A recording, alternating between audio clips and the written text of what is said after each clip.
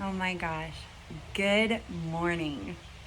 I woke up today and just had the most incredible release of some of this negative stuff I'd been holding on to. And I'm like, okay, let's do this.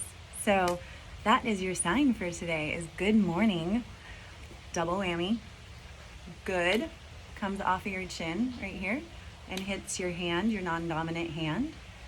Good, and that's good for anything. Oh, good.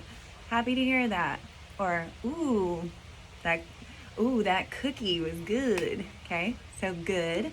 And then morning is non-dominant hand comes into your inner elbow area and you raise your hand like this, like the sun is rising.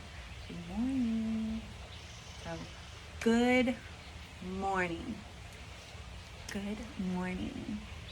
Good morning. So good morning and have a fabulous day, fabulous week, and anything that you are holding on to, find a way to just let it go and be good with it. All right. See you later.